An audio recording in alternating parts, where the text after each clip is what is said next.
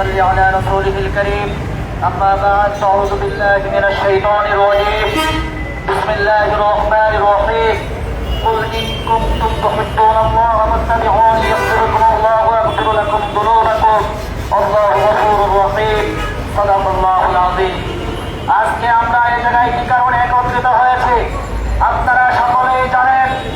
গত 2 দিন আগে আমার প্রিয় নবী হুজুর আকরাম সাল্লাল্লাহু আলাইহি ওয়াসাল্লামকে নিয়ে কটূক্তি করা হয়েছে আমার সৃষ্টিকর্তা আল্লাহকে নিয়ে কটূক্তি করা হয়েছে হুজুর আকরাম সাল্লাল্লাহু আলাইহি ওয়াসাল্লাম এক মজলিসের মধ্যে বসে বলতেছেন তারা আমাকে বেশি ভালোবাসতে পারলো না সে যেন প্রকৃত মুমিন হতে পারলো না ওই জায়গায় হযরত ওমর ফারুক রাদিয়াল্লাহু তাআলা আনহু বসেছিলেন তখন উনি বলতেছেন হে আমার নবী আমি তো আপনাকে বেশি ভালোবাসতে পারতেছি না জানের থেকে বেশি এই কথা বলে তিনি কাঁদতে কাঁদতে মসজিদ থেকে উঠে যেতে লাগলেন তখন আমার হুজুর আকরাম সাল্লাল্লাহু আলাইহি ওয়াসাল্লাম ওমর ফারুক রাদিয়াল্লাহু তাআলা আনহুকে প্রশ্ন করলেন হে ওমর যদি আমাকে নিয়ে কেউ কটূক্তি করে যদি আমার উপর কেউ আক্রমণ করে যদি আমার পরিবার নিয়ে কেউ কথা বলে যদি আমার ইজ্জতের উপর কেউ হামলা করে তখন কি তুমি আমার চুপ করে বসে থাকতে পারবে তখন ওমর ফারুক রাদিয়াল্লাহু তাআলা আনহু বললেন হে আমার রাসূল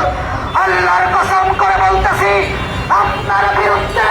যদি কেউ কথা বলে আপনার পরিবারের বিরুদ্ধে যদি কেউ কথা বলে আপনার ইজ্জতের উপর যদি কেউ আক্রমণ করে সর্বপ্রথম জয় শহীদ হবে সর্বপ্রথম জয় জানবে জয় ওরাবি ওমর ফারুক রাদিয়াল্লাহু তাআলা আজকে যারা আমার রাসূলকে নিয়ে কটূক্তি করতেছো আমার সৃষ্টিকর্তাকে নিয়ে কটূক্তি করতেছো আমি একটি কথা বলতে চাই প্রয়োজনে আমার পরিবার ছেড়ে দেব প্রয়োজনে আমার মা বাবাকে ছেড়ে দেব প্রয়োজনে নিজের জীবন দিয়ে দিব যে আমার রাসূলকে নিয়ে কটূক্তি করেছে তাকে নিজ হাতে হত্যা করবো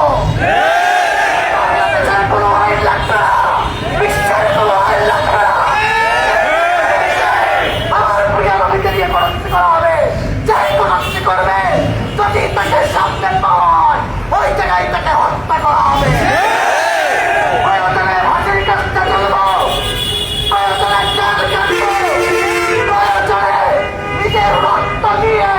সমুদ্র মারবো প্রয়োজনে রাস্তায় নামবো তবু আমার নবীর অপমান কখনো সহ্য করবো না যখন শেখ মুজিবকে নিয়ে কটূক্তি করা হয় তখন জেলখানাতে বন্দী করা হয় যখন জিয়াউর রহমানকে নিয়ে কটূক্তি করা হয় তাকে জেলখানায় বন্দী করা হয় কোন রাজনৈতিক লোককে নিয়ে কটূক্তি করা হলে তাৎক্ষণিক তাকে জেলখানায় বন্দী করা হয় কিন্তু আমার নবীকে নিয়ে আমার সৃষ্টিকর্তাকে নিয়ে কটূক্তি করা হয়েছে এখনো কেন ওই কুলাঙ্গারের বাচ্চারা বাহিরে বসেছে এটা জবাব দিতে হবে প্রশাসনকে আমাদের দেশের টাকায় প্রশাসন চলে আমাদের দেশের টাকায় সরকার চলে ওই নাস্তিকদেরকে দুই দিনের ভেতরে গ্রেফতার না করা হয় যে জায়গায় করা হবে তাকে ওই জায়গায় হত্যা করা হবে প্রয়োজনে আপনাদের সকলকে নিয়ে ইউনুসের ভবন ঘেরাও করা হবে আমাদের দেশের টাকায় বসে আমাদের নবীকে কটূক্তি করবে আর তোমরা ওই জায়গায় বসে আয়েশ করবে এটা কখনো হতে পারে না আমি আমার বক্তৃতা শেষ করছি নাসরাত মিনাল্লাহি ওয়া ফাতহুন করিম ওয়া বাশশিরিল মুমিনিন